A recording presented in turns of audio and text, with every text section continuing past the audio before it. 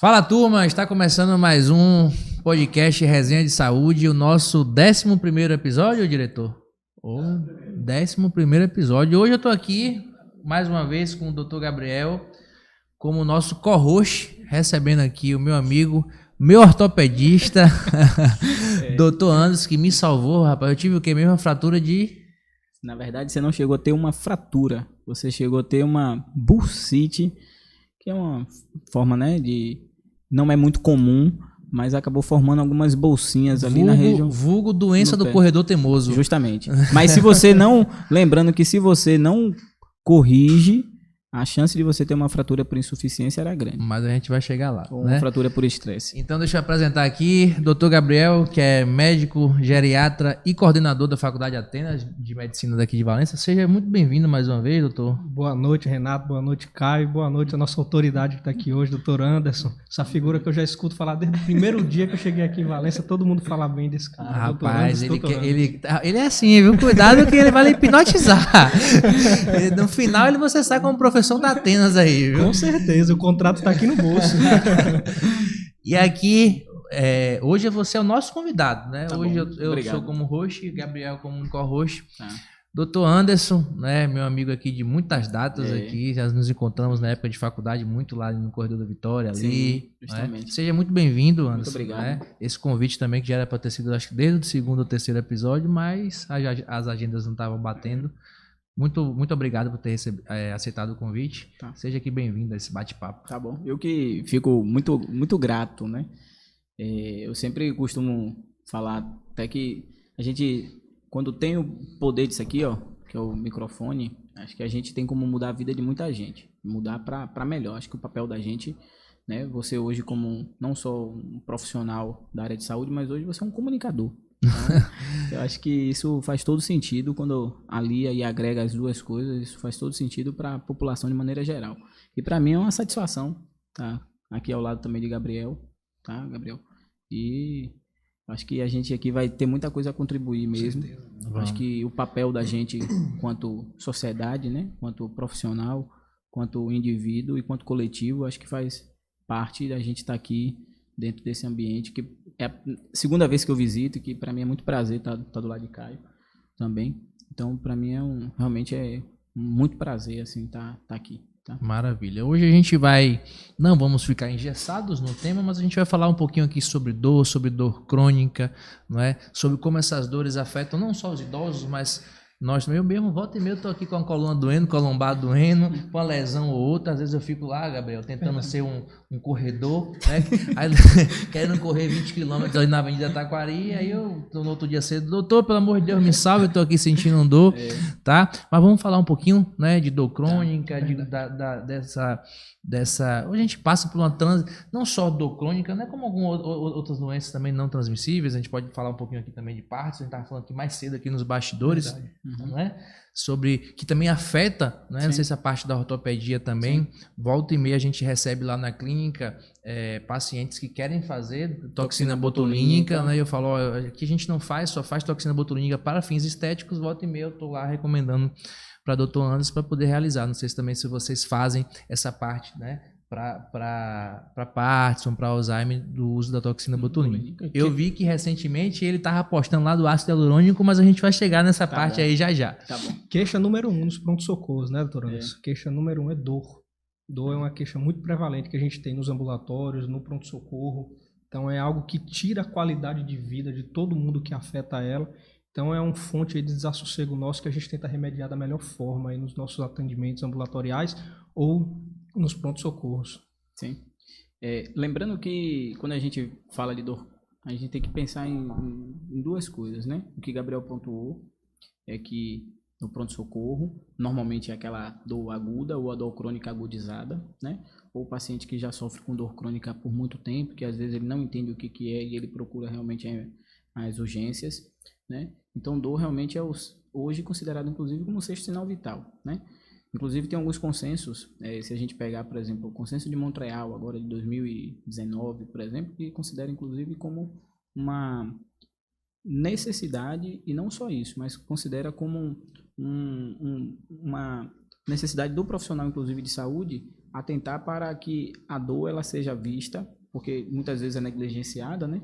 E que ela seja vista como uma situação de humanitária. Então a gente precisa entender a dor como um contexto que na forma aguda ela é considerada como um sinal de alerta, mas se falando, e aí eu vou puxar um pouco para mim mesmo, assim, do ponto de vista de que trato muito paciente com dor crônica, a gente precisa entender isso como um contexto muito mais, como não mais um sinal de alerta, mas como uma doença. Então quando a dor ela passa a ser não apenas um significado de um alerta, aquilo ali a gente já considera inclusive como uma própria doença hoje, inclusive até pelos próprios conceitos mais novos de dor. Anderson, vamos tentar entender aqui, né? Até para que nossa audiência Sim. entenda. Você é médico da dor, Isso. né? Então, quando é que o paciente ele deve te procurar, né? Dr. Gabriel acabou de falar aqui, você também falou, a gente tem a dor aguda e a dor crônica, talvez a dor aguda seja mais voltada para um pronto atendimento de urgência e emergência. E quando é que eu vou lhe procurar? É só quando eu corri lá 20 km no outro dia eu não estava aguentando pisar? Sim. Então, vamos dividir assim. Dor crônica, ela teoricamente ela é considerada aquela dor que perdura por mais do que 3 meses. Já se considerou 6 meses, hoje se considera 3 meses. Mas o ponto-chave é que a gente tem que analisar é que não necessariamente é só o período, mas é o sofrimento também associado durante ou após esse período de 3 meses. Então, respondendo sua pergunta, normalmente a procura por um especialista de dor, ela vai muito quando há uma necessidade de investigação o porquê dessas dores crônicas. Então, eventualmente, eu atendo pacientes do ponto de vista ortopédico, né? Então, como ortopedista também de formação, eu acabo recebendo os pacientes ou por questão de trauma ou por questões ortopédicas mesmo, mas que não tem essa durabilidade com relação temporal, ou seja, com relação de 3 meses. Mas aquela dor que passa de 3 meses, ela precisa ser investigada porque a gente já considera como uma dor crônica. Então, seja ela, por exemplo, uma dor de cabeça, seja ela, por exemplo, uma dor abdominal, seja ela uma dor ortopédica, ou seja, de uma articulação, ou uma dor, por exemplo, coluna, então, ou seja, uma dor no corpo todo, como, por exemplo, no caso de doenças como fibromialgia. Então, quando a gente leva em consideração o tempo, a gente considera que todo tipo de dor que perdure por mais de 3 meses, ela tem a necessidade de ser investigada. E aí, por isso, há uma necessidade real da avaliação por um especialista de dor. Né? Entendi. Então nesse caso, qual o perfil populacional que se enquadra? Né? Assim, qual é o seu... eu atendo mais idosos, eu atendo mais adultos jovens. Hoje, 70% dos meus atendimentos são pacientes entre 40 a 70 anos. Assim, então, é mais ou menos essa faixa etária. Ela oscila, né? A gente considera, inclusive, que existem algumas doenças que são bimodais, ou seja, tem aquela característica de ser mais afetada em crianças ou depois também em adultos, mas de maneira geral são pacientes ou adultos jovens ou idosos, né? O idoso, de maneira geral, Gabriel sabe, por diversas circunstâncias, seja artrose, seja comumente outras doenças que podem levar a um quadro de dor, por exemplo, diabetes, que pode levar a um quadro de neuropatia diabética, pode levar a um quadro doloroso também. Então, o próprio Parkinson, né? Então, pode levar a um quadro, por exemplo, por conta da própria alteração muscular, pode dar muita lombalgia, dor lombar. Então, são algumas características que num paciente mais idoso é frequente também os atendimentos para avaliação, o porquê dessa dor mais crônica, né? Mas acontece também de alguns pacientes mais jovens serem acometidos também com dor crônica. Eu perguntei essa questão, Gabriel e Anderson, da sua faixa etária de atendimento, para saber, se tratando de medicina integrativa também, quando eu procuro geriatra, quando eu procuro ortopedista, ou não tem essa diferença é dentro de uma intervenção ali, de um diagnóstico, né, mais pessoal, mais in loco, que vocês vão direcionar. Eu abro até um parêntese, eu acho que isso hoje a gente tenta sistematizar tudo, a medicina ela tenta protocolar as coisas, mas isso é muito, como você falou, hoje a medicina holística, a medicina integrativa, quando a gente aborda multiprofissionais, né, e eu sempre gosto de falar que a geriatria é uma área de gerenciamento. A geriatria a gente tem que saber um pouco da reumato, tem que saber um pouco da ortopedia, tem que saber um pouco da cardio, da endócrino.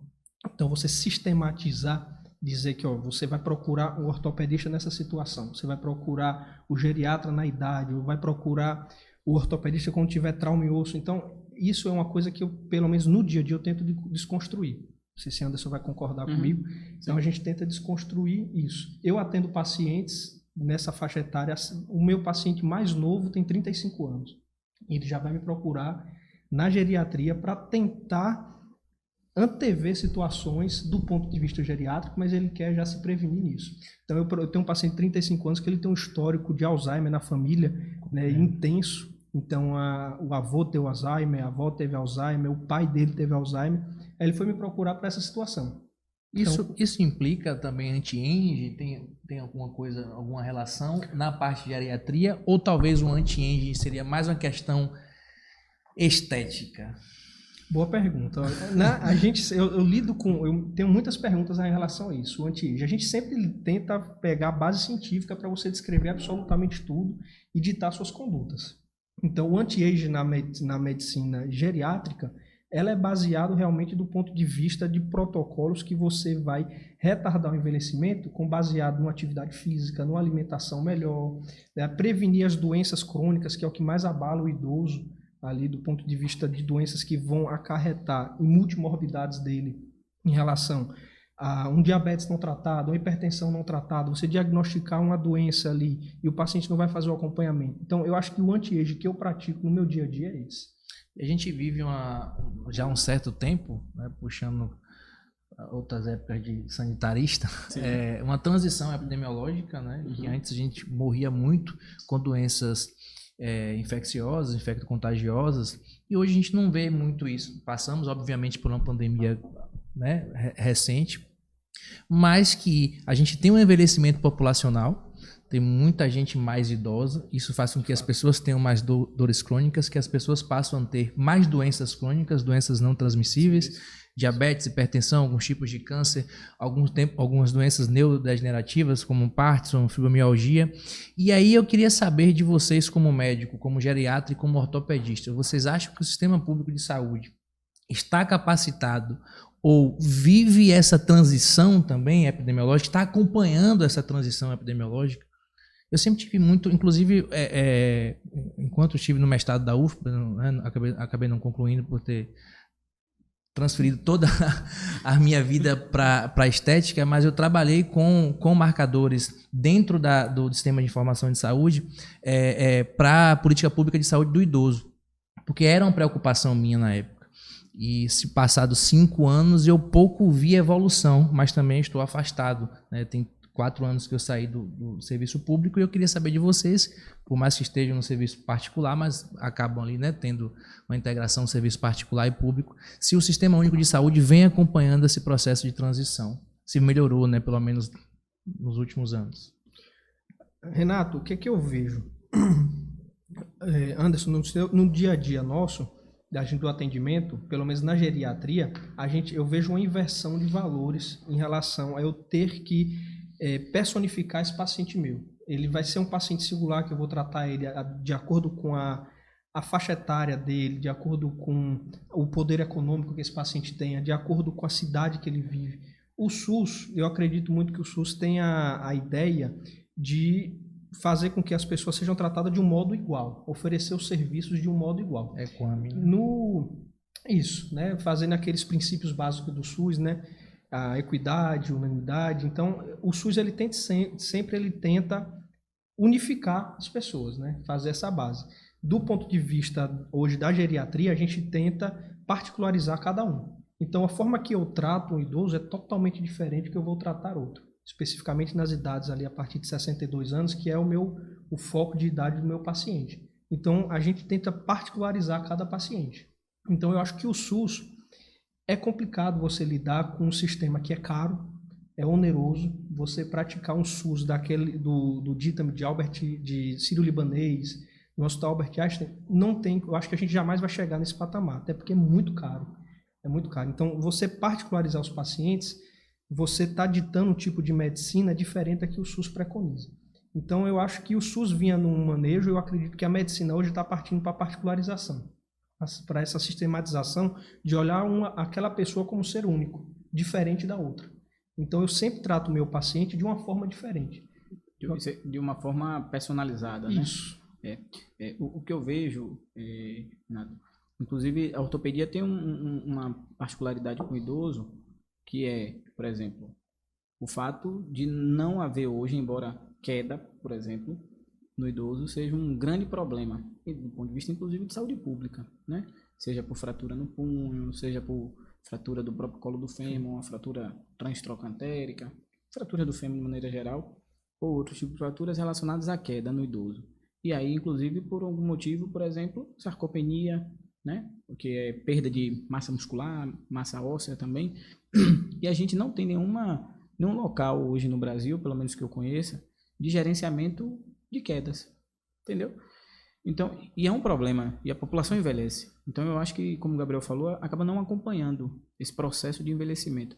Embora eu acredite que, dentro do ponto de vista de saúde pública, do ponto de vista de políticas de saúde pública mesmo, e saúde coletiva, exista talvez uma perspectiva de que a população realmente vai envelhecer. Eu estou falando de quem gerencia, mas eu ainda não vejo medidas efetivas do ponto de vista personalizado, como ele está falando. Porque quando a gente pega, por exemplo, a gente tem o idoso, que é o idoso que tem uma atividade física regular, que tem uma alimentação adequada, mas tem um idoso que passou a vida inteira, por exemplo, que ele não fez absolutamente nada.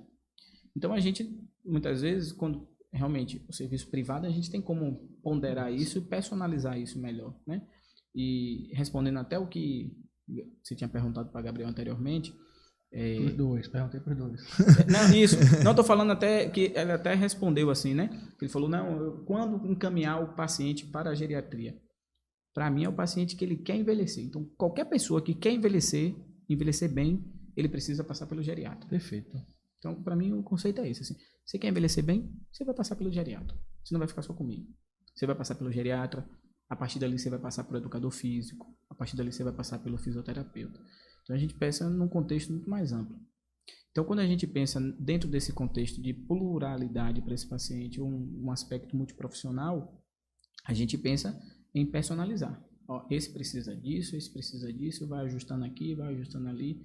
E aí eu considero isso que o Gabriel falou com relação ao anti-age, que é justamente por aí. Por mais que a gente use, né, e a gente tem, por exemplo, algumas ferramentas, hoje se discute muito sobre doença mitocondrial, sobre algumas características, inclusive, de medicina regenerativa, mas ainda assim, a prevenção e coisas básicas, o feijão com arroz, digamos assim, que é o fazer o feijão com arroz, que é uma boa alimentação, prática de atividade física regular, né? Sono, né? Que o idoso, inclusive, é uma coisa que acaba perdendo muito a qualidade do sono, mas enquanto jovem, enquanto tem essa possibilidade, então é aquela coisa mais simples, menos ingestão de bebida alcoólica, isso é o que realmente vai fazer com que a gente tenha uma durabilidade, inclusive uma qualidade de vida melhor lá na frente, né? E um custo muito menor.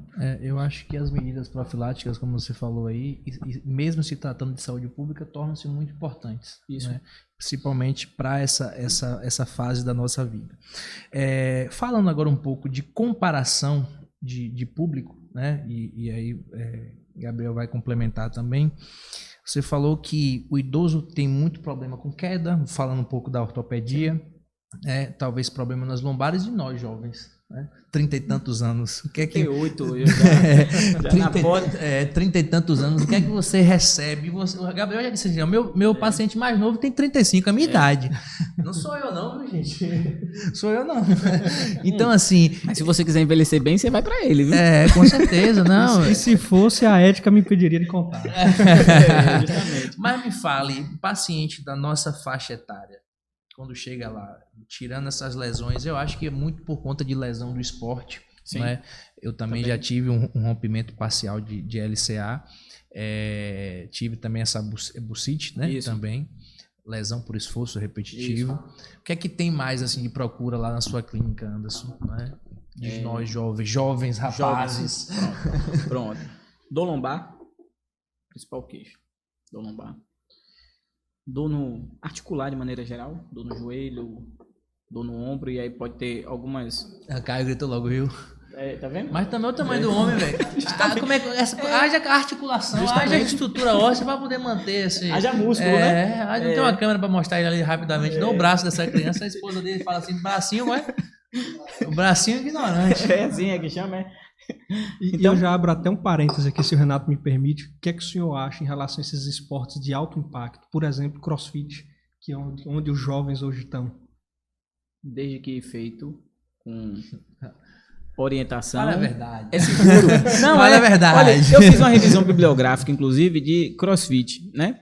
E aí o que se chegou os homens, eles se lesionam mais do que as mulheres. Coisa simples. As mulheres perguntam se o movimento está sendo executado de forma correta ou não. O homem não. O negócio dele é carga. Então, impacto. Então vai se lesionar. Mas comparativamente, o futebol, por exemplo, tem vários estudos que demonstram ser mais lesivo do que o CrossFit.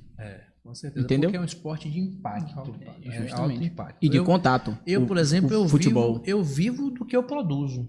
Então, se eu saio daqui hoje do podcast e vou jogar uma bola, torço um pé e amanhã eu não consigo entrar no meu carro para ir para Margosa atender, eu deixo de ganhar dinheiro. Então, eu não posso deixar de ganhar dinheiro. Eu deixei de jogar bola. Hoje eu só brinco futevôlei mesmo, porque a chance de eu ter uma lesão de impacto, assim, de um com o outro, assim, sim, é menor. Eu tenho uma chance de ter uma lesão ali, mas é menor, né? E a corrida realmente porque eu gosto. Sim. Eu falei até isso hoje com um colega que postou uma corrida. Eu falei, rapaz, eu me encontrei no esporte da corrida, porque primeiro é um esporte que só depende de mim. Eu não preciso de mais ninguém, eu não preciso alinhar minha agenda com ninguém, eu não preciso de uma quadra, eu não preciso de nada, eu preciso de um tênis. E aí tem que ser um tênis bom, né, doutor? Sim, justamente, né? E eu fui saber, Gabriel, e eu acho que você também sabe disso, então eu vou direcionar para Caio, que o meu tênis tem que ter descanso. Ele chegou para mim e falou assim, vem cá, seu tênis está descansando? Eu falei, não, eu tenho 3. Eu só não lembro, eu tenho um que a gente gosta mais do que o outro, justamente, né? Tem aquele de fibra de carbono, cheio de rococó, que você acaba usando mais. Mas eu agora assim, quando eu tive a minha lesão, e é lesão por esforço repetitivo realmente, por quê? Porque eu estava correndo todos os dias. Eu fazia um longo e um rápido, um longo e um rápido, um longo e um rápido. De tanto prazer que a atividade física estava me proporcionando, entendeu? É aquela bela história, você lembra, não sei se você lembra que eu falei assim, olha, a gente se lesiona normalmente por 2 formas, né? Ou existe uma coisa chamada teoria do envelope, você ultrapassa, isso é o que é o chamado de overuse. Então, ou porque você realmente teve um trauma agudo, por exemplo, você teve uma lesão do LCA, por exemplo, teve um trauma torsional no joelho, vai fazer uma lesão do ligamento cruzado anterior, uma lesão do menisco. Mas uma fratura, por exemplo, por estresse, ou até mesmo que o pessoal chama a canelite, um exemplo que é bem comum, normalmente vai acontecer assim, de formas repetidas, o corpo ou aquela estrutura, ela não consegue ter uma regeneração adequada, e aí você coloca sob estresse novamente aquela mesma estrutura. Então, consequentemente, você vai acabar tendo uma lesão também. Você ultrapassa o poder regenerativo, né, daquele tecido ou daquela estrutura ali. Então, você tem lesão normalmente por essas 2 formas. E isso é muito comum, por exemplo, no corredor, ou esporte como que você citou aí, porque você sempre vai querer colocar acima do limite, né? Ou acima do dia anterior. Né? Então, mas não necessariamente o seu corpo vai estar preparado para isso. É porque a gente vive na geração da performance. Da performance. A gente vive querendo performar. A gente quer performar no esporte, a gente quer performar no trabalho, a gente vive essa geração de performar. Eu estou até desacelerando em relação a isso, porque chega uma hora que você se sente cansado. Eu estou me sentindo, estava conversando com o Caio antes de vocês chegarem, que eu estou me sentindo cansado. Né? Esses dias eu peguei um episódio do podcast aqui, a gente foi dar uma aula de pós-graduação, depois saímos do instituto, viemos para cá, eu fui assistir o podcast e falei, velho, eu tô com a cara de cansado. Né? E chega um determinado momento, aí eu pego a deixa para perguntar a vocês em relação ao sono. Você falou nesse instante que o idoso, ele perde qualidade de sono, mas não é só o idoso, não. O quanto o sono é importante na saúde da gente, vai ser importante no envelhecimento, é importante no processo de regeneração celular, de cartilagem, de tecido conjuntivo, de músculo, de tudo. né? Sim. E eu até acrescento que não foi uma crítica ao exercício pesado. Não foi uma crítica, porque a gente sabe hoje... Eu vou fazer um corte, viu? A gente não está criticando o exercício pesado, porque... Não faça crossfit. Doutor Gabriel, geriatra, não recomenda. Jamais. Aí depois ainda bota um corte do ortopedista falando... Anderson falou aí da sarcopenia.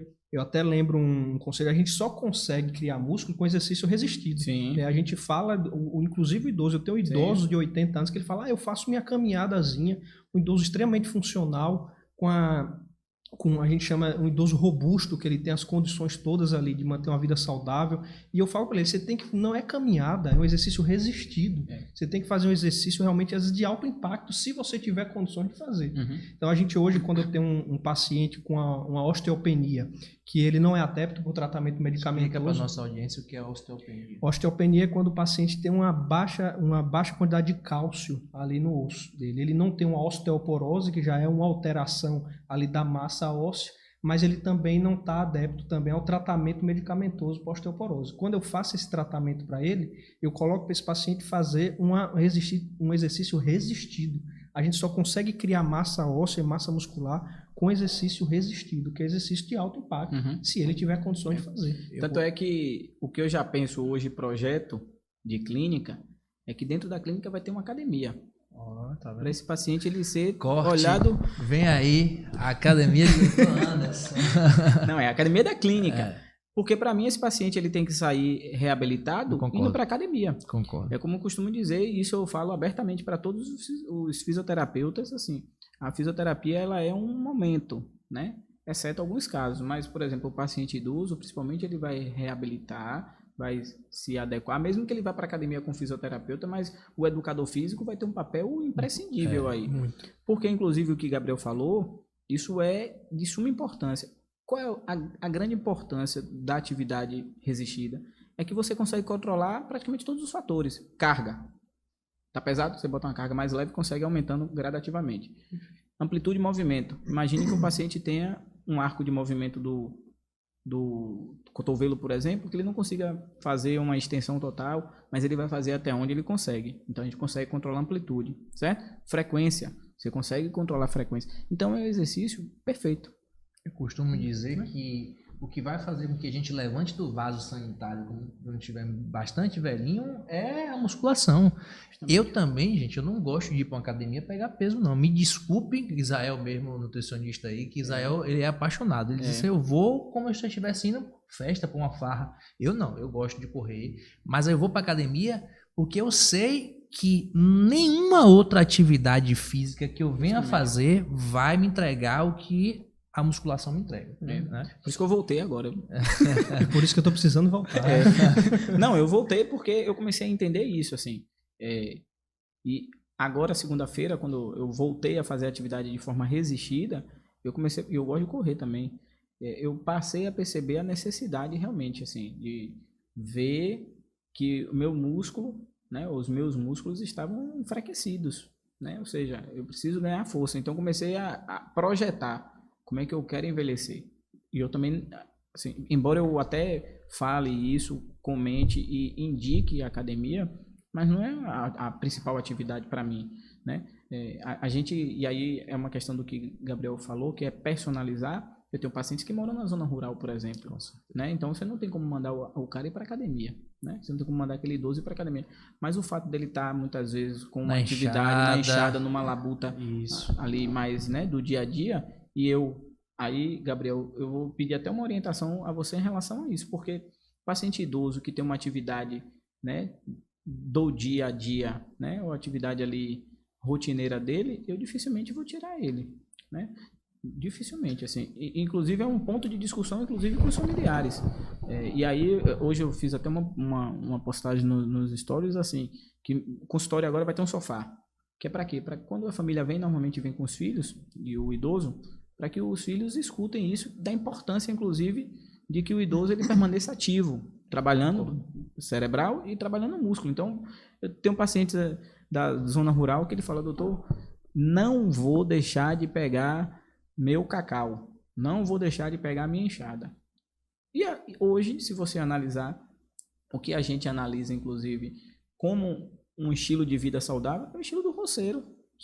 Se você analisar bem, né? É o cara que acorda cedo, é o cara que dorme cedo, é o cara que está em contato com a natureza, se alimenta bem. Se alimenta bem, né? Então, às vezes a gente vai em busca de muita coisa, que é o que você falou às vezes desacelerar, vai em busca de muita coisa, quando na verdade o que a gente busca são as coisas mais simples, né? E o simples, o que Gabriel falou, é o que a gente pode, inclusive, personalizar para esse paciente mais idoso, né? Essa questão aí que vocês falaram de retirar a atividade, eu digo até atividade laboral, atividade cotidiana, aconteceu com meu avô, pré-pandemia, né? Durante a pandemia, melhor dizendo, ele tinha uma bodega lá em Jequié, com 92 anos, ele abria a bodega às 8h30, 9h30 da manhã, uma mercearia com bodega, né, que tem lá em Jequié.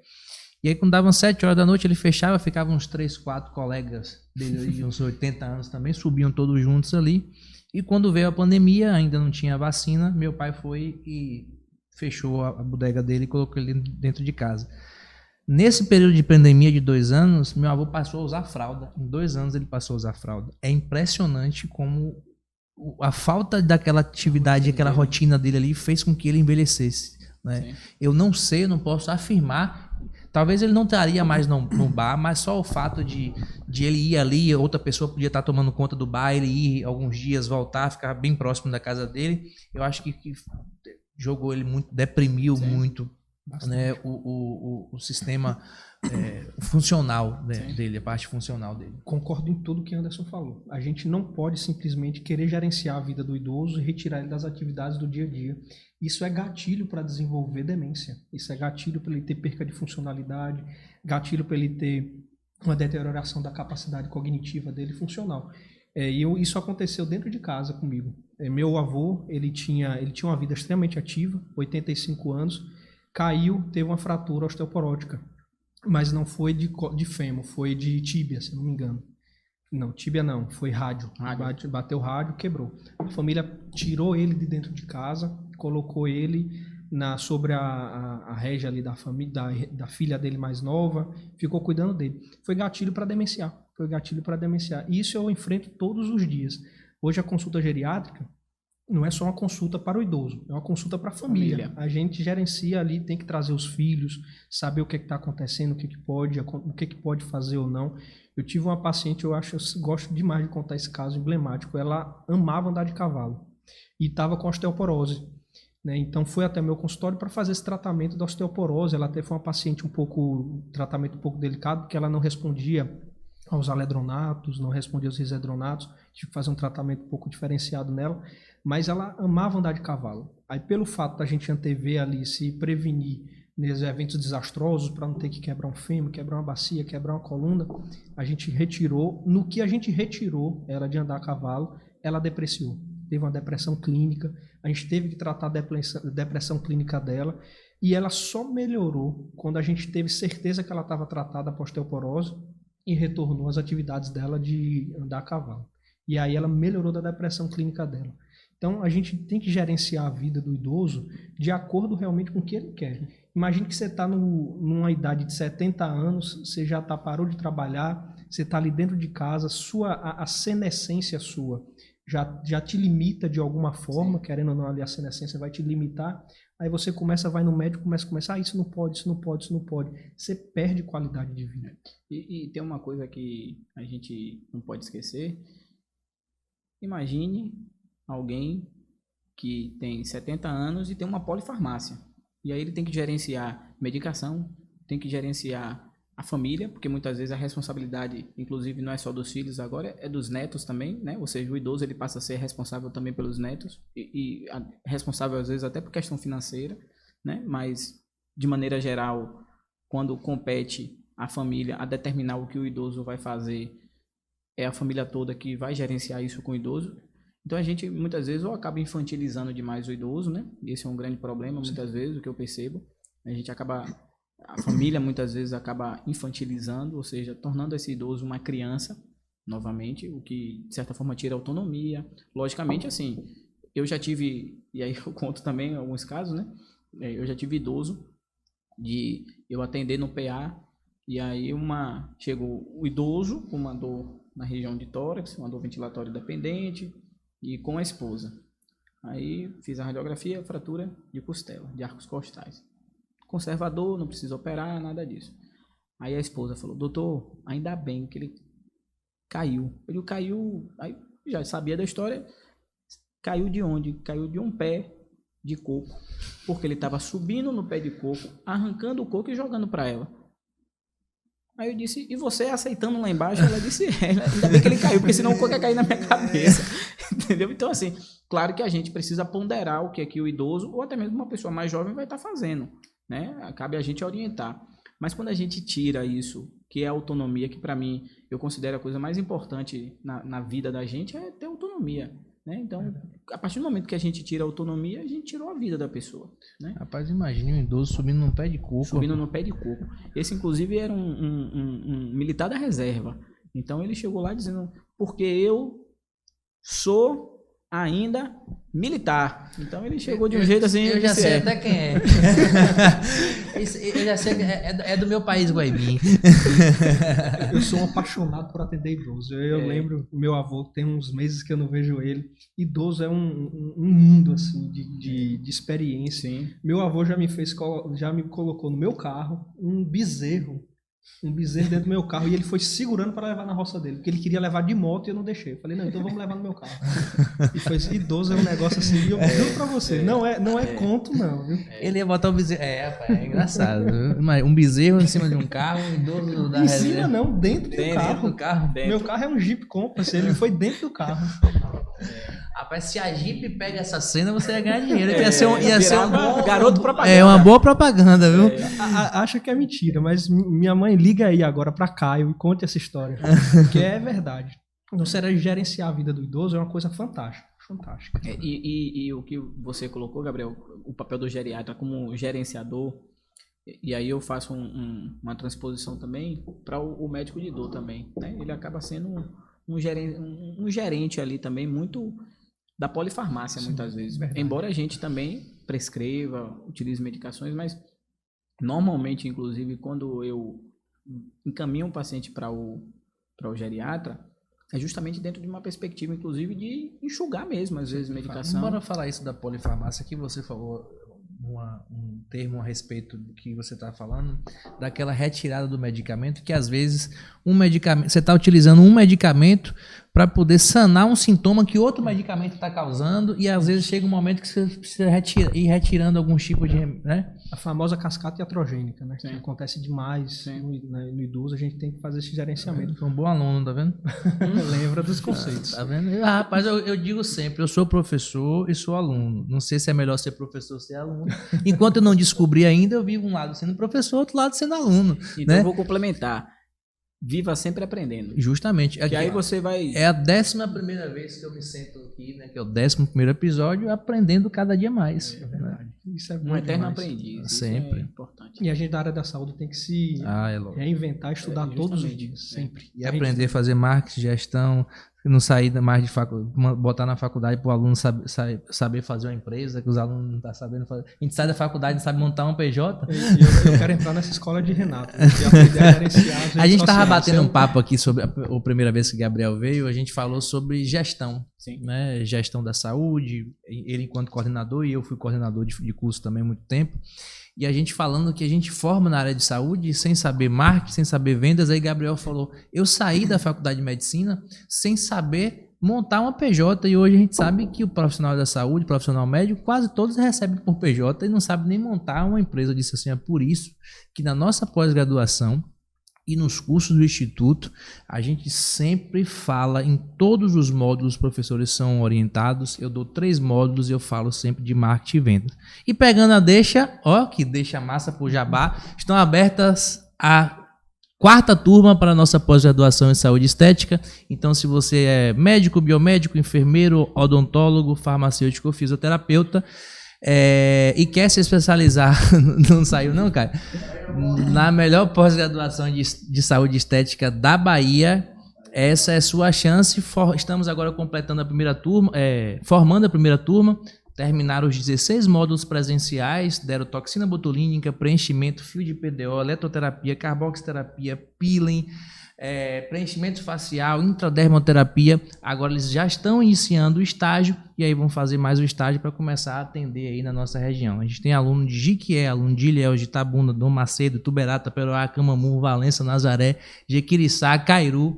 Então a gente tem aluno da Bahia toda e se você quiser fazer parte dessa turma, da 4ª turma, qualquer lugar aí do nosso vídeo vai ter um QR Code, mira o celular no QR Code que a nossa equipe está ali pronta para poder tirar as suas últimas dúvidas. Então, voltando aqui para o nosso bate-papo, a gente falou isso, né, que a gente não sabe lidar com marketing com vendas, mas voltando ao papo da cascata iatrogênica. É algo muito comum, né? A gente vê muito, a gente pega um paciente idoso, vem com aquela sacolinha de remédio, vem com aquela receita com 6, 7, 8, 9, 10, eu já peguei 18 medicações. E a polifarmácia é um problema no mundo geriátrico, por causa disso, que a cascata iatrogênica, de um modo muito grosso modo falando, é você pegar um sintoma e tratar aquele sintoma como doença. E isso vai se reverberando. Por exemplo, o paciente chega, muito no meu pronto-socorro, já tem um distúrbio ali de sono, tem um distúrbio, uma insônia inicial, dá um benzodiazepínico a ele. Esse benzodiazepínico pode induzir a uma tontura nesse paciente. Ele vai pegar esse paciente que está induzindo um benzodiazepínico, né, que é o diazepam, o clonazepam, está induzindo a tontura, introduz uma flunarizina, que é um antivertiginoso. Esse antivertiginoso ele pode induzir também a um parkinsonismo nesse paciente. Aí acha que esse paciente tem um parkinsonismo, trata como Parkinson, leva um levodopa desse paciente. Esse levodopa pode dar uma incontinência e assim vai tratando sintomas nesse paciente, um atrás do outro. Chega o paciente com a gente 10 medicações, 12 medicações, que o geriatra vai tirar esses remédios. O tratamento vai ser a retirada. Isso é algo extremamente comum ali na prática, realmente, no dia a dia. E importante, né? Porque isso que o Gabriel está falando é extremamente comum. Por exemplo, tem situações que idoso, para mim, é uma situação bem delicada o fato, por exemplo, de anti-inflamatório no idoso, né? Então é uma situação relativamente comum que a gente vê e muitas vezes eu vejo o idoso tomando 3 tipos de anti-inflamatório. 3, porque ele foi primeiro em um local, aí prescreveu. Aí às vezes outra pessoa foi, o vizinho foi, praticamente prescreveu e ele também já tem aquele remedinho de bolso dele ali, ele está tomando às vezes 3 medicações da mesma classe e com efeitos extremamente lesivos. O profissional, né? Nem quis saber o que ele estava tomando, já vai... Justamente, entendeu? Então, o que Gabriel coloca aí, isso vale tanto do ponto de vista das medicações de classes diferentes, né? Ou às vezes até mesmo com medicamentos da mesma classe. Bastante. Né? Então, leva ao risco tanto, né, de queda, por exemplo, que às vezes uma tontura, uma vertigem num paciente idoso pode ser, inclusive, um fator provocador da queda, como, por exemplo, um risco de um sangramento gastrointestinal, por conta de uso de anti-inflamatório por um período mais prolongado, e às vezes a associação de 2 anti-inflamatórios. Ou às vezes o idoso faz um sangramento, mesmo que seja um sangramento digestivo alto, às vezes um sangramento baixo, fica sangrando ali aos pouquinhos, ele já tem uma anemia, ou às vezes sangra de uma vez, ou às vezes faz uma insuficiência renal, né? Ele já tem uma insuficiência renal crônica e aí ele passa a fazer uma insuficiência renal aguda, né? E já vi algumas situações, inclusive, de ter um desfecho bem desfavorável, inclusive ou por um sangramento realmente vultuoso e não conseguir controlar, ou às vezes por uma insuficiência renal com necessidade de diálise. Então, assim como as crianças, por exemplo, né, a gente precisa ter uma atenção muito ali, o ajuste fino, o idoso nem se fala, né? Porque tem uma diminuição de composição corporal em alguns elementos, né? Água principalmente, né? E aí a gente tem que ver toda essa parte farmacodinâmica também que está associada, né? A criança responde muito rápido, o idoso responde muito lentamente. Muito lentamente. Mas os dois afundam também muito rapidamente. Com certeza. Né? São os extremos ali, que são potencialmente graves. Muito potencialmente graves. Pegando a deixa que vocês estão conversando aqui, batendo esse papo sobre medicamento. Vamos deixar os medicamentos de lado e vamos trabalhar agora com novas perspectivas de tratamento. E aí eu vou entrar nessa parte aí de ácido hialurônico, não é? Toxina botulínica, e aí vocês podem complementar o que é que tem de mais novo, de mais inovador, que vai substituir os AINES, os anti-inflamatórios, né? Não sei se os corticoides conseguem ser substituídos, né, por ter uma ação, né, tão boa, um anti-inflamatório tão bom. Então, o que é que tem assim de novidade para o manejo da dor, né? Se falando agora de dor crônica, né, já que a gente está falando agora de dor crônica. A gente tem aí que diferenciar. Quando a gente fala de manejo de dor crônica, normalmente a gente vai ter que ter medicamentos adjuvantes às vezes, e aí a gente vai dividir, por exemplo, se o paciente é um paciente oncológico, por exemplo, a gente vai pensar no tipo de tratamento e no tipo de perspectiva. Se é um paciente que tem um componente de dor neuropática, ou seja, associado a alteração de nervo, ou um paciente que tem uma dor apenas.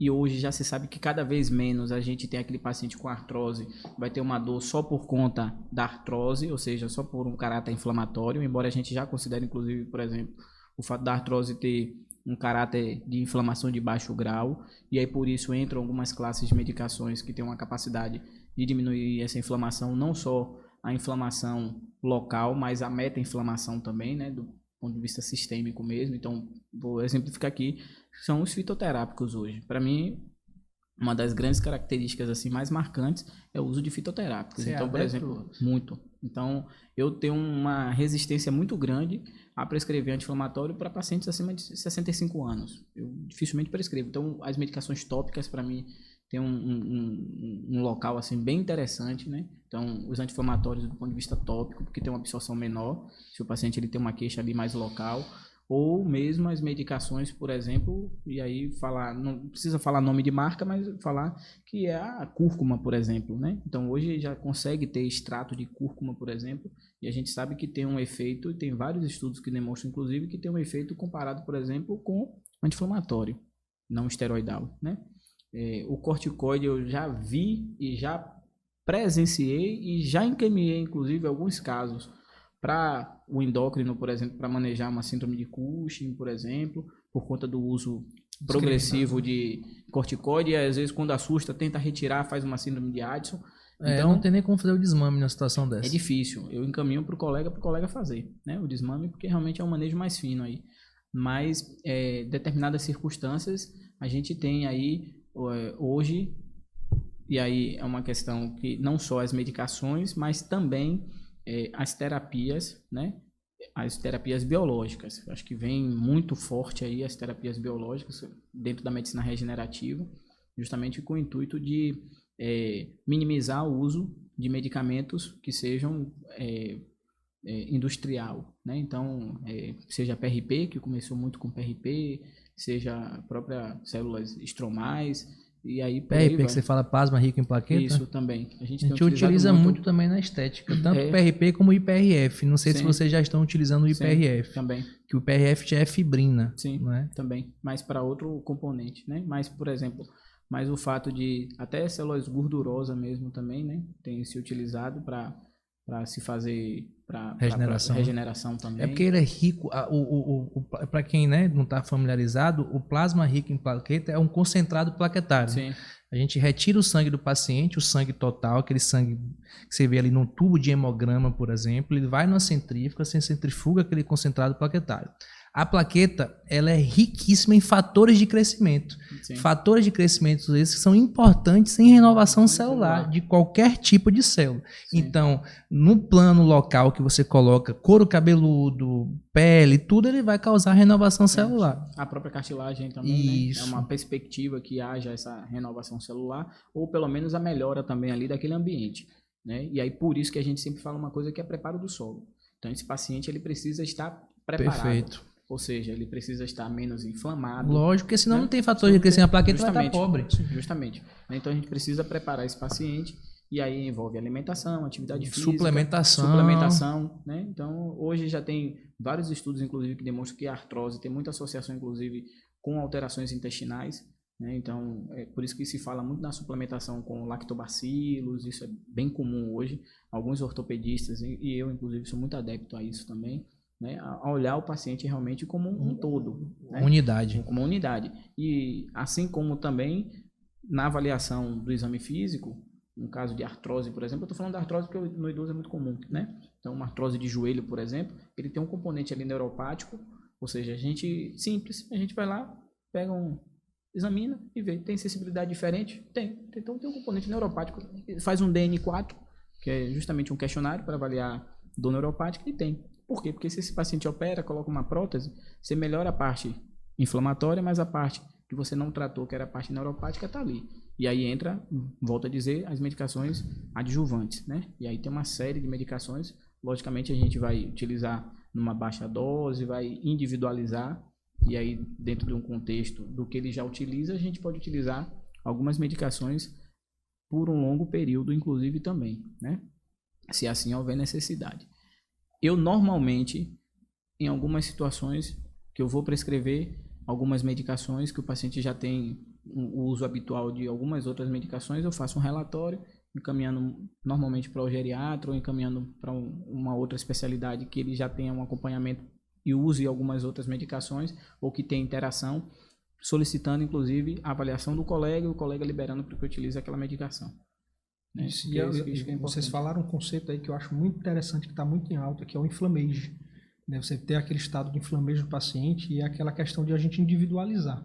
Né? Você vê realmente o que o paciente está usando, o que ele pode usar, o que ele se adepto e como ele chega até você. Né? Qual que é o perfil desse paciente, qual que é o tratamento que você vai usar nele de fato, de acordo com o perfil dele. Então, o inflammage hoje está muito em alta mesmo. Sim. Pegando essa deixa da aplicação local, de novas técnicas, fala um pouquinho do ácido hialurônico que você postou lá no seu Instagram profissional lá e da clínica, né? Eu já falei aqui diversas vezes quando eu estou falando com outros colegas da parte de harmonização, a gente utiliza muito o ácido hialurônico como duas fonte de volume de preencher e também no intuito de uma menor quantidade de induzir produção de colágeno, né? De fazer uma hidratação profunda, porque o ácido hialurônico ele é altamente higroscópico. Então, alguns produtos têm uma reologia que a gente chama, uma característica reológica que a gente chama swelling infecto, que ele retém fluido, e o fluido de uma molécula hidroscópica é reter água. Então, ele faz hidratação profunda, ele estimula colágeno e ele dá volume a depender do grau de reticulação que ele tem. E nessa questão de fazer uma aplicação de ácido hialurônico diretamente numa lesão, não sei o termo, tendinosa, por exemplo, né, que a gente acaba utilizando me conta um pouquinho, Anderson, explica um pouquinho para nossa audiência como é que funciona. Eu tô te falando isso, sabe por quê? Porque eu já tive demanda lá na minha clínica de pessoas com prescrições de aplicação de ácido hialurônico em alguns membros perguntando se eu realizava. Tá? Então explica para nossa audiência aí. Hoje a gente utiliza muito ácido hialurônico, né? Tanto para as articulações, do ponto de vista intraarticular, que melhora o impacto, e aí a gente, para ortopedia, a gente divide isso em alto grau, em baixo peso molecular, em alto peso molecular e médio peso molecular. Né, isso vai variar a depender dos Daltons ali da particulação do próprio ácido hialurônico. E aí, baseado no perfil do paciente, a gente vai indicar um ou outro. Né? E aí, normalmente, aqueles casos de artrose, por exemplo, pegar um caso de artrose, que a gente quer injetar dentro da articulação, vai melhorar o impacto, né? Porque você tem um papel ali de melhorar o impacto por conta da viscosidade, fluidez. Né? E a viscosidade dele também. Então melhora o ambiente também celular, porque ele vai fazer porque é uma substância eutrófica. Justamente. Né? Ele causa renovação celular, estimula a produção de colágeno também. E também ele serve como uma melhora do ambiente inflamatório, né? Entendi. Então ele tem esse papel também. Né? É o que eu sempre digo para os pacientes, olha, ele não vai regenerar sua cartilagem para botar sua cartilagem que era antes. Porque isso aí não tem essa capacidade. Existem, inclusive, alguns bancos aí fora do país, hoje já tem um pouco mais, que são os control guides, por exemplo, que é cartilagem mesmo, sintética, e cartilagem também, que pode ser, inclusive, feito um transporte ali autólogo de cartilagem de um local para o outro. Né? Então, a ortopedia tem essa possibilidade dentro das cirurgias. Cirurgia do joelho, por exemplo, faz isso comumente em alguns grandes centros. Mas não é uma prática habitual em locais menores. Mas voltando ao ácido hialurônico, então ele tem esse uso intraarticular, a gente utiliza muito, porque melhora a viscosidade, melhora ali o ambiente, assim como também hoje tem sido utilizado muito em tendões, né? Então o tendão a gente sabe que ele é pobremente vascularizado, né? Então normalmente a gente tem uma zona ali do tendão que é justamente uma zona crítica, né? Então a gente sabe, por exemplo, tendão do aquileu, ele tem uma zona crítica com menos vascularização, e que é uma situação muito importante, que é o paciente que apresenta tendinite, principalmente em alguns locais, a gente sempre avaliar, inclusive, a parte metabólica dele, como é que está triglicérides, como é que está uma hemoglobina glicada. Então, é sempre importante a gente avaliar do ponto de vista mais sistêmico, né? Porque se você já tem uma vascularização naturalmente pobre, se você tem um componente que é justamente um fator ali que já vai piorar isso, que é, por exemplo, ou um triglicérides, ou um colesterol mesmo, também uma dislipidemia, ou um açúcar mais alto, a tendência é que ele tenha uma piora também da qualidade do tendão, né? Então, o ácido hialurônico também, ele acaba entrando com esse papel de regenerar, né, esse tendão. Então, ele acaba nutrindo melhor esse tendão. Então, a gente faz em casos de tendinite, em lesões ligamentares, hoje também a gente tem feito em lesões parciais de ligamento também, porque ele serve como um andaime, né, para remodelação ali daquele tendão e daquele ligamento. Só um adendo aqui, porque a gente tem audiência de alunos, para que vocês, alunos, não peguem os preenchedores labiais, nem de reestrutura de malar, para colocar em joelho, pelo amor de Deus, em lugar nenhum de mãe, de pai aí, porque são preenchedores com alta reticulação. Você pode, aí vocês vão falar mais tecnicamente, porque vocês sabem, você pode obstruir uma artéria importante, você pode comprimir uma artéria importante. Pelo amor de Deus, esse aqui não é um procedimento que a gente realiza, é um procedimento que um ortopedista faz, Dr. Anderson faz aqui na clínica dele, tá? E lembrando, só corrigindo, e lembrando o seguinte, que hoje, aí você me perguntou do ponto de vista de medicação, mas hoje para mim um dos grandes avanços também é o ultrassom. Então você fazer isso guiado por ultrassom, você saber onde está injetando, perfeito, você saber em que local, porque por exemplo, às vezes eu vou fazer uma infiltração do quadril, eu escaneio, vejo aonde eu vou injetar e ligo um Doppler. Perfeito. Ali eu posso estar pegando, tá próximo a uma artéria circunflexa, por exemplo, ou tá próximo, por exemplo, de uma artéria femoral. E não tá sabendo onde eu estou injetando. Então, o que você falou é extremamente importante. Mas mesmo assim, você está trabalhando com a reticulação mais baixa. O que você pode ali, às vezes, é lesionar uma artéria, mas... Mas eu digo, se você pegar uma artéria, ou um vaso de maneira geral, de um calibre maior... Machuca, né, velho? Machuca, você pode injetar dentro. Mas sem reticulação, ele não tem tanta...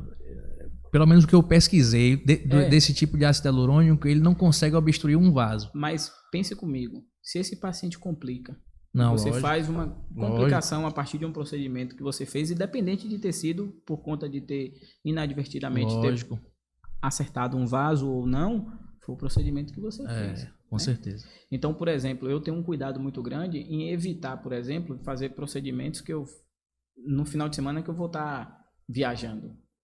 Porque se tiver alguma intercorrência, embora hoje eu tenha uma equipe, né, de suporte, e sempre deixo alguém de sobreaviso.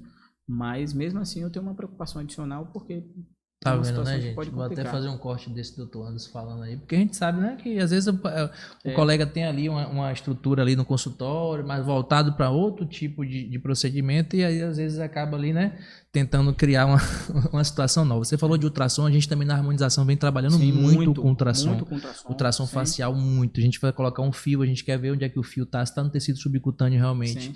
Às vezes tem muito paciente que vem com o Metacril, com PMMA, e às vezes a gente quer colocar um produto ali, mas vê que tem PMMA, não é melhor a gente colocar naquela parte, colocar em outro local. Pegando uma deixa para falar sobre o futuro da profissão de vocês, primeiro eu gostaria de dizer que eu fico muito feliz quando a gente bate papo com médicos que procuram se atualizar, né, que procuram ver o paciente como unidade, que procuram ter essa pluralidade, né, e se falam muito de medicina integrativa. E aí, cara, eu sempre fico preocupado de aproveitar que tem um coordenador de curso aqui e a gente tem como obrigação, tanto o Anderson como médico, como eu como profissional de saúde e como futuro consumidor, cliente, paciente desse futuro médico, eu queria saber qual o diferencial que a Atenas traz em relação à formação desses novos médicos. Perfeito. E essa é uma preocupação nossa do dia a dia, né? Qual é a qualidade do cliente nosso que a gente está entregando ali no final dos 6 anos?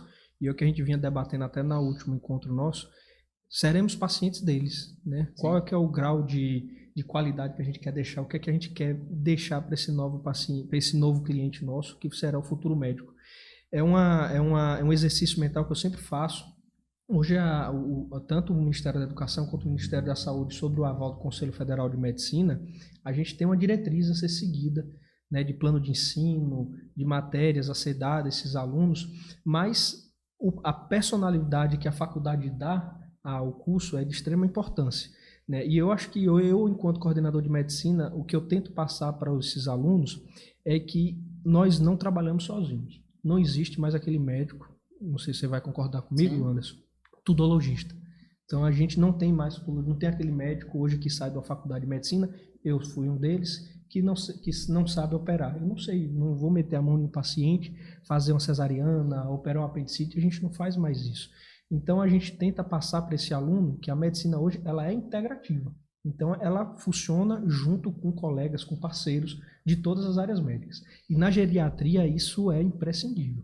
Eu não saio de uma consulta geriátrica sem encaminhar o meu paciente para um fisioterapeuta, se eu não saio sem encaminhar ele para um nutricionista ou um nutrólogo, não saio sem um encaminhamento para um ortopedista para fazer uma avaliação melhor se ele merece. Tem um caso muito emblemático que eu acompanhei, de um paciente de 102 anos que eu tinha, que sofreu uma fratura de colo de fêmur. E aí a gente ficou numa discussão junto com a família se deveria ou não operar.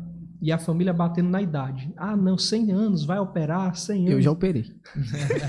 E eu indiquei a cirurgia. Me pedi a avaliação do colega ortopedista, vi que o paciente tinha funcionalidade, era robusto, merecia operar. Se a gente acama um paciente, independente da idade dele, né, se esse paciente deveria ou não ser operado, eu encaminhei. E aí ficou o aval sobre o ortopedista. Inclusive, uma coisa importante, falando das fraturas de fêmur, o principal desfecho do paciente com fratura de fêmur, se ele não opera, é morte. Ele morre. Então eu posso ficar feliz e despreocupado? Pode. Que você está formando esses meninos aí, né, doutor? Sim. A gente pode ficar. A gente sempre tem que ditar, né, como eu falei, a gente segue as normativas, né? Claro que hoje o plano de ensino, né, a grade curricular dos nossos alunos, ela é algo que é direcionado a gente, mas a faculdade sempre tem esse ponto que a gente tem que mostrar para eles. Mas já tem um professor de ortopedia lá, assim, estudioso? Eu já falei que o contrato está aqui no bolso. O contrato está no bolso, ele não sai daqui hoje desse estúdio sem ser professor do Atenas. E isso é uma coisa interessante, que até o profissional que a gente contrata, vou contar até uma história aqui. A gente, todo semestre a gente faz as bancas, né, as bancas docentes. E a gente vai chamando o pessoal, chamando os colegas médicos. Hoje, a partir do 5º semestre, a grande totalidade dos professores deles são médicos. Quando eu vou contratar um profissional, que eu faço 1, 2, 3 bancas, eu sempre vou avaliar o perfil desse profissional para estar trazendo para a faculdade de Atenas. E eu sempre busco os colegas que têm esse perfil, que não ensinam só a matéria dele. Então, por exemplo, se eu vou contratar algum colega para fazer a preceptoria deles dentro de um PSF, eu não vou contratar simplesmente um generalista. Eu quero um profissional ali que... Hoje a gente tem uma professora que é fisioterapeuta e médica. Ela já tem uma formação fisioterapêutica, é a doutora Cíntia Rosenberg, talvez vocês conheçam. Sim. Aqui. Ela é fisioterapeuta e médica. Então ela tenta trazer também não só aquele olhar de médico, mas também tem a fisioterapia engajada nela. Então, quando a gente discute ali, toda semana que a gente discute com o médico, com eles a respeito do que é que eles passam para os alunos, eu sempre tento dar esse perfil. Por que não passar a respeito do que é um pouco a fisioterapia durante a avaliação de um paciente? Então, a gente tem essa preocupação de fazer com que esse aluno pense de forma integrativa, pense de forma holística, perfeito, que é o futuro da nossa profissão. E para mim, isso é o ponto crucial. Hoje, eu posso dizer, até do ponto de vista assim, privado, né? E aí puxar um pouco até para a clínica também, a gente pode dizer que tem um olhar 360 graus. Então, o que eu não consigo, por exemplo, na clínica, mas eu tenho parceiros que são pessoas de confiança, ou quando é um paciente de fora, por exemplo, eu faço toda a questão do mundo, assim, de na receita colocar meu contato, ou na solicitação de fisioterapia, deixar bem descrito, deixar bem alinhado, e qualquer dúvida para que ele entre em contato. Mas não é para dizer, eu quero que você faça isso. Como vamos construir isso? Né? Eu acho que a palavra, assim, a frase de ordem é essa, como vamos fazer isso?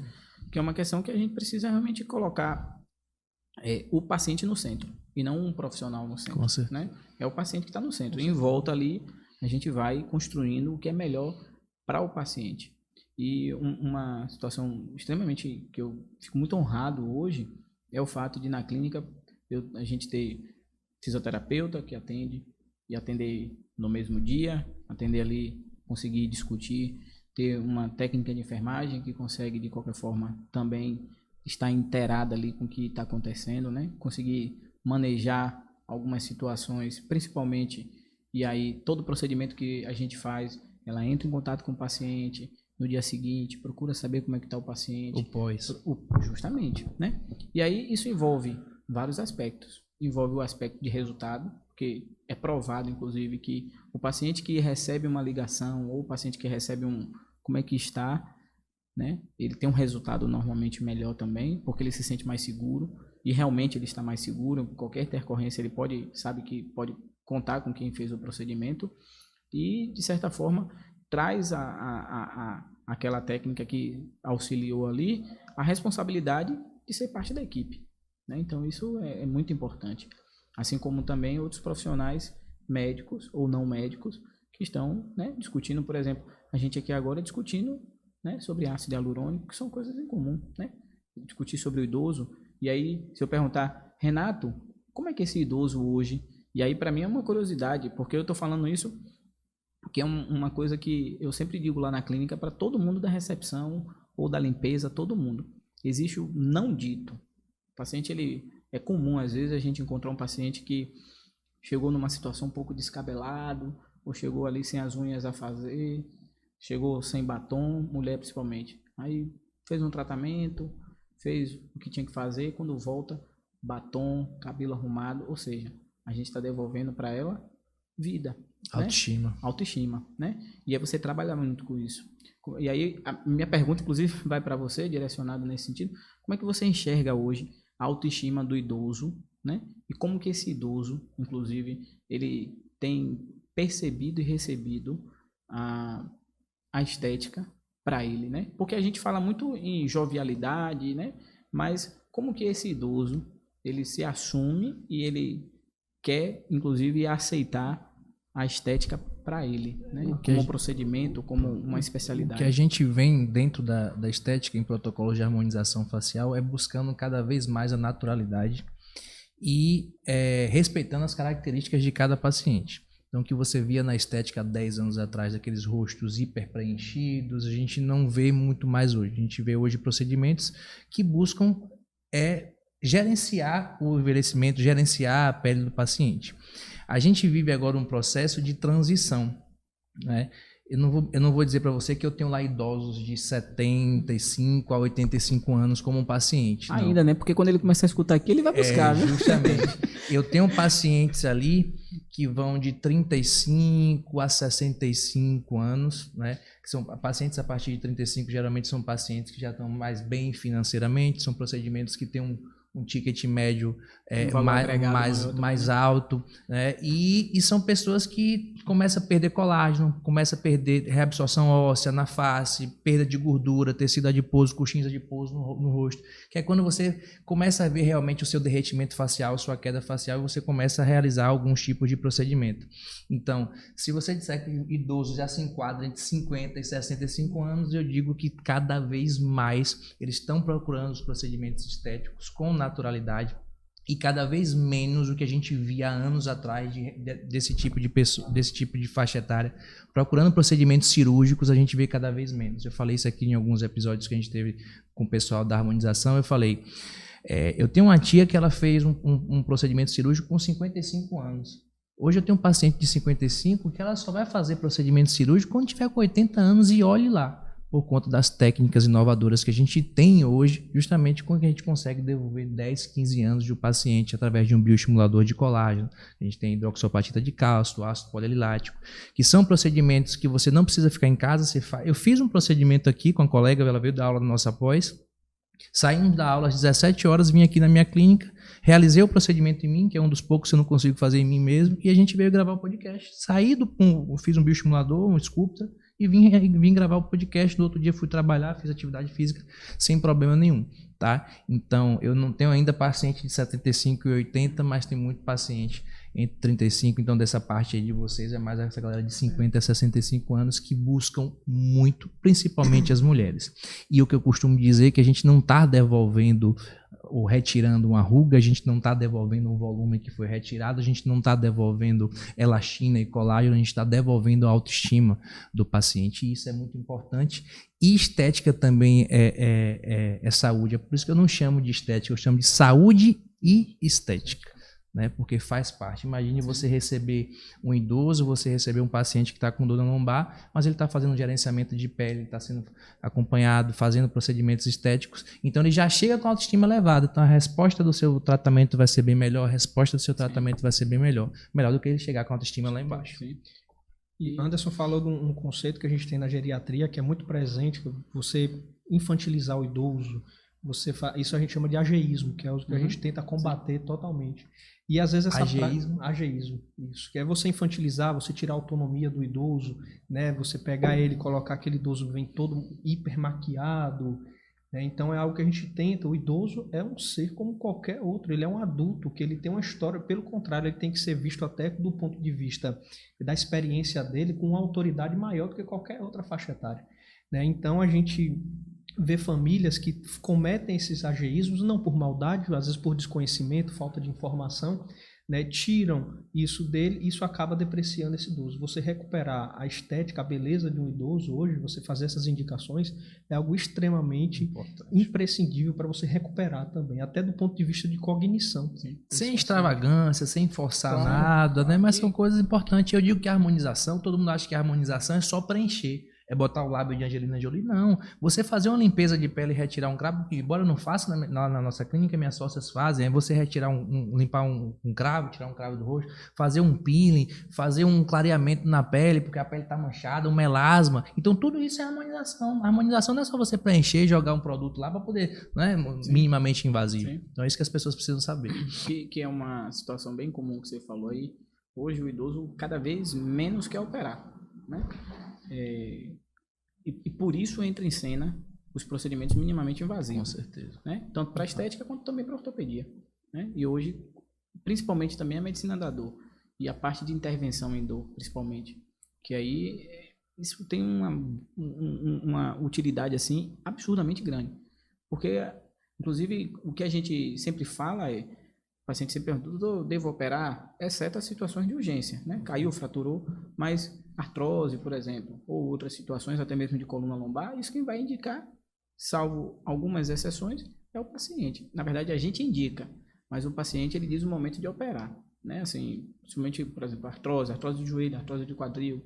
Então, hoje tem se ganhado muito do ponto de vista de procedimentos minimamente invasivos, justamente por conta disso, por conta de uma mudança, inclusive, e aí eu digo que é uma mudança, inclusive, de mindset mesmo do próprio paciente, e acho que também da comunidade médica, né, da comunidade ortopédica de maneira geral, de entender que nem tudo é cirúrgico, embora tenha algumas situações que a gente já sabe claramente que seja cirúrgica, eu estou falando quando é eletivo ainda assim, mas que o paciente ele quer esperar um pouco mais, ele tem a capacidade de esperar um pouco mais, e a gente pode lançar mão desses procedimentos minimamente invasivo para dor. E aí entram os bloqueios, né? Os bloqueios de nervo. A gente tem uma infinitude de bloqueios de nervo, seja eles para fins diagnóstico. Por exemplo, eu quero saber se a dor desse idoso é da coluna ou do quadril. Então eu vou lá, faço um bloqueio no quadril. Se melhorou, eu digo, a dor é do quadril, porque às vezes confunde. Se não melhorou, não, a dor é mais realmente da coluna. Então existem os bloqueios diagnósticos, assim como também existem os bloqueios que são bloqueios terapêuticos, né? Então, por exemplo, é comum, às vezes o idoso ele faz uma artrose do ombro, ou faz, por exemplo, uma capsulite adesiva. Agora mesmo, quando eu vi, o último paciente foi isso. O paciente tinha uma capsulite adesiva, o ombro dele não movimentava, duro, endurecido. Fui lá, fiz um bloqueio no nervo. Na verdade, nos nervos, né? A gente faz normalmente 3 bloqueios que a gente faz no ombro. E ele, na hora, levantando o ombro, né?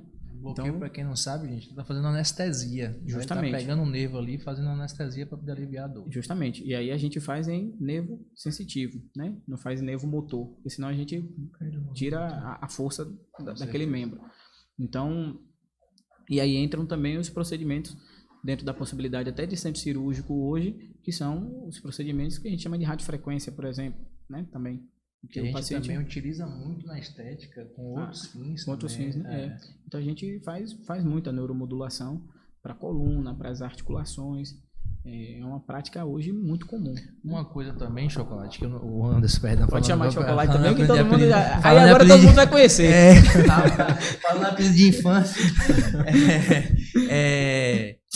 Eu não sei se ainda já é uma prática que vocês ortopedistas utilizam, mas que é com ácido hialurônico, mas aí não seria o mesmo que você utiliza na intenção de melhorar captação de água, fluidez, viscoelasticidade. Talvez seria uma coisa, um ácido hialurônico de maior peso. Sim.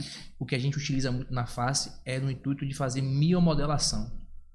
O que é miomodelar? É você modelar um músculo para poder ter algum efeito. Então, um exemplo aqui, você tem um paciente com sorriso gengival, você entra aqui nessa região de orbicular, de músculo levantador do nasal e do ângulo da boca, e miomodula esse músculo para que o paciente, quando sorri, esse orbicular fique um pouco mais baixo e a gengiva não ficar aparecendo. Possa ser que daqui a um tempo vocês possam utilizar esse ácido hialurônico para poder miomodelar um músculo ou outro. Será que você já viu alguma coisa? A gente não faz miomodelação, mas a gente faz hoje em lesões ligamentares parciais, né? Para funcionar como andaime. Então, hoje já tem alguns casos, poucos casos, de lesão de ligamento cruzado anterior sendo reconstruída a partir do ácido hialurônico juntamente com PRP, por exemplo. Seria, no caso, não assim. Por exemplo, como é que vocês utilizam toxina botulínica? Vocês querem ali relaxar uma musculatura que está hipertensa, por exemplo. Isso. Não é isso? Então, por exemplo, paciente de Parkinson, ele fica ali com aquela contração, você tem essa musculatura aqui toda de antebraço, bem rígida, você faz ali toxina botulínica, um exemplo, para que essa musculatura fique em estado de relaxamento. Sim. E ele fique ali.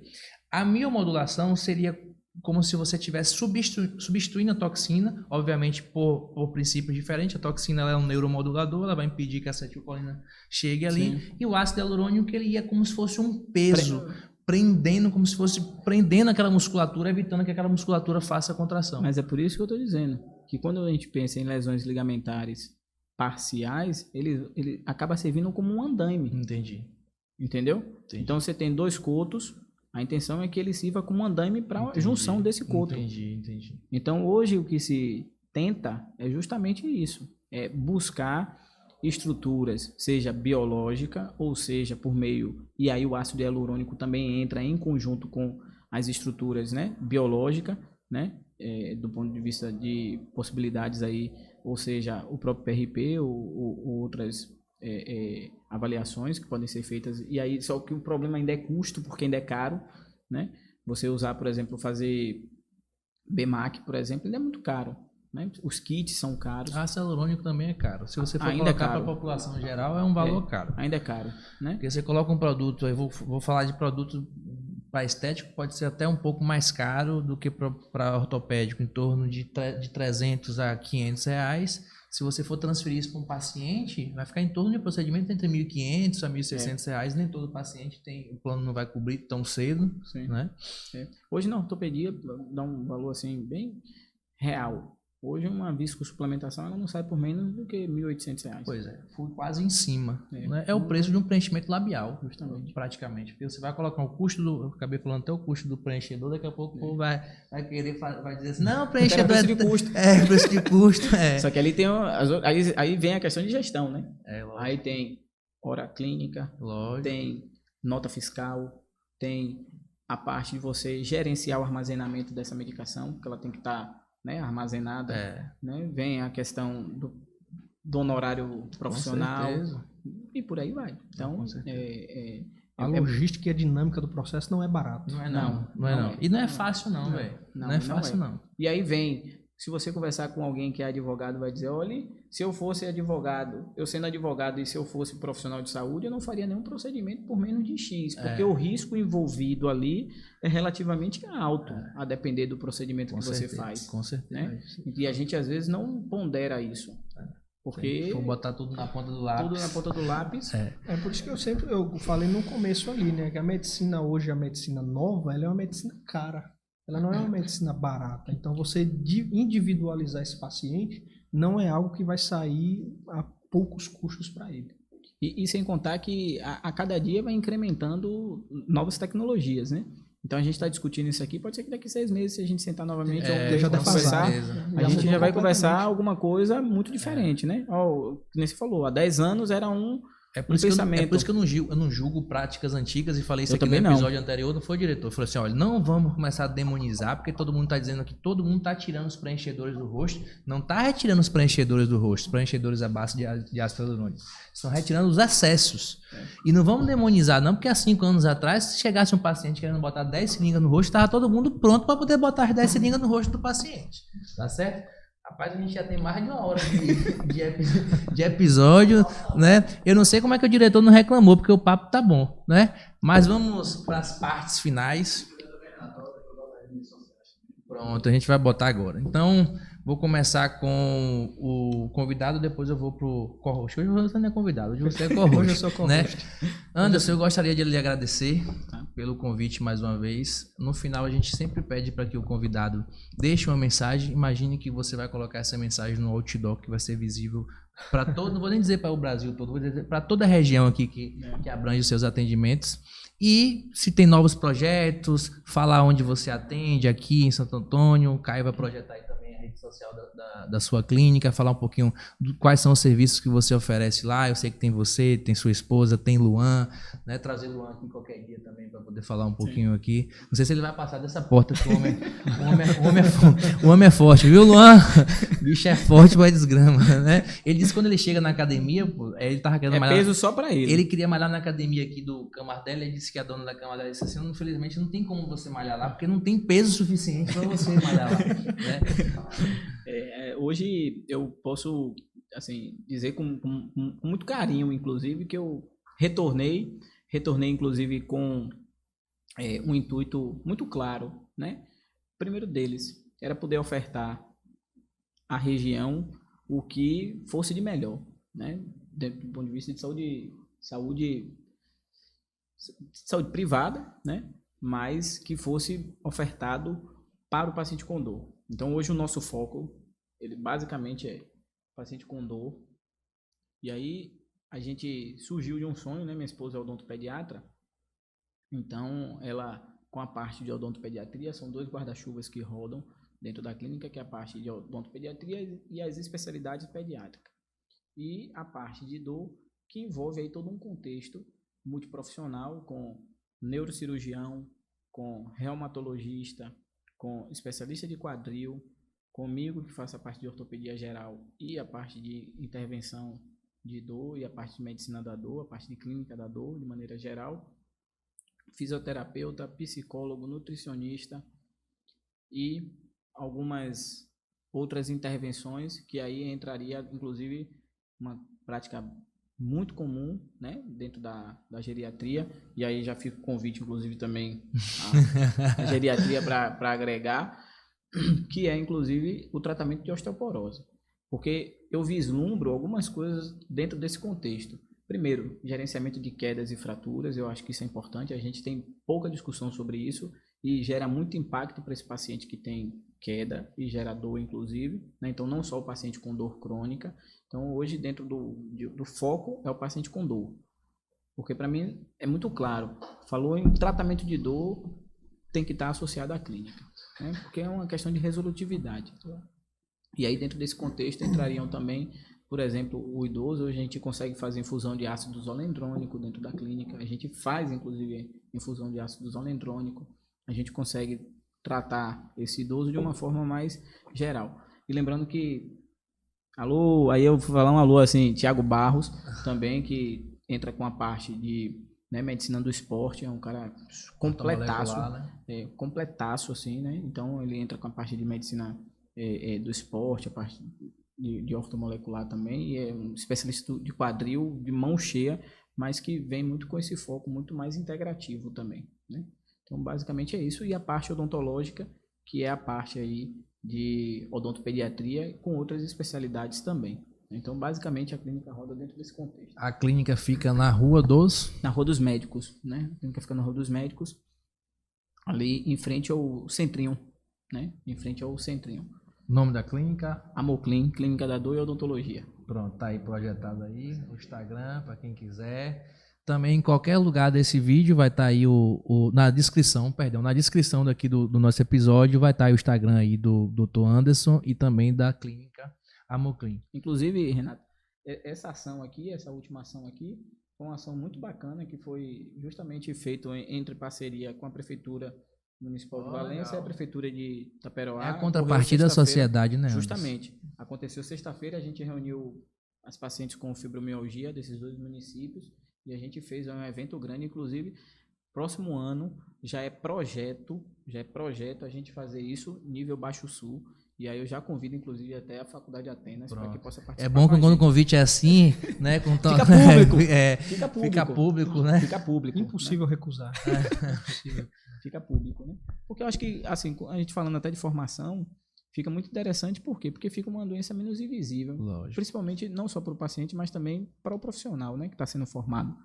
Então a gente, basicamente, é voltado para isso aí. Doutor Gabriel.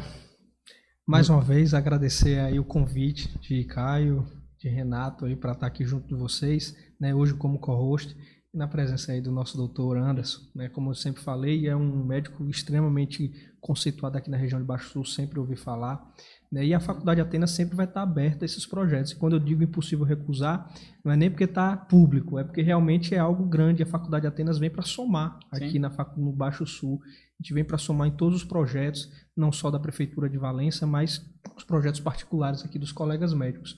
Então isso é uma iniciativa fantástica, a gente sabe o tanto que é difícil tratar dor nesse paciente, o tanto que impacta na vida de cada um. E a Faculdade Atenas e eu, enquanto coordenador, sempre vou estar aberto a esses projetos, participando formativo aí junto com vocês. Para mim é um prazer estar aqui novamente, um prazer receber esse convite. E já digo que está aceito, com certeza. Vestibular quando haverá agora? Vestibular início de dezembro. Início de dezembro a gente tem o nosso vestibular de medicina. Vamos iniciar aí por volta mais 30 a 60 dias, vamos iniciar o nosso projeto aí de vestibular para a medicina. Hoje entramos mais uma turma, né, que entra um pouco semestralizada, aí o primeiro gama, né, meus queridos alunos novos aí que entraram, mas em dezembro teremos novos vestibulares. E hoje, só para puxar a sardinha, abrimos o curso de Direito aí, né? Só para dar uma moralzinha, né? O Caio mostrou aí nosso curso, nossa querida Jaqueline Bulhões, a nossa coordenadora. Né? Excelente. Então, a nossa coordenação aí de Direito, também montamos a turma aí. E a Faculdade Atenas veio para crescer, né? Crescer o Baixo Sul, né, comprar os projetos grandes aqui da cidade e transformar a saúde pública aqui da nossa região. Essa é a nossa intenção. Valença precisa. Meninos, muito obrigado mais uma vez. Anderson, Gabriel, as portas aqui do Estúdio Rocon, em nome aqui de Caio também, estarão sempre abertas. Vocês encontram de vez em quando aqui, às quartas-feiras, por aqui, né, na minha rede social, Dr. Renato Lima, na rede social do Instituto Renato Lima, da Clínica Lotus também. E lembrando mais uma vez que a nossa pós-graduação está com matrículas abertas para a nossa 4ª turma, primeira e única pós-graduação do estado da Bahia a ter 4 turmas em saúde estética avançada. Esse é sinal de qualidade. A gente tem professores renomados, prática em todos os módulos. No sábado você tem teoria, no domingo você tem prática. 16 módulos dando toda a parte de estética não invasiva e minimamente invasiva sob a minha coordenação. Pessoal, muito obrigado, um beijo e tchau!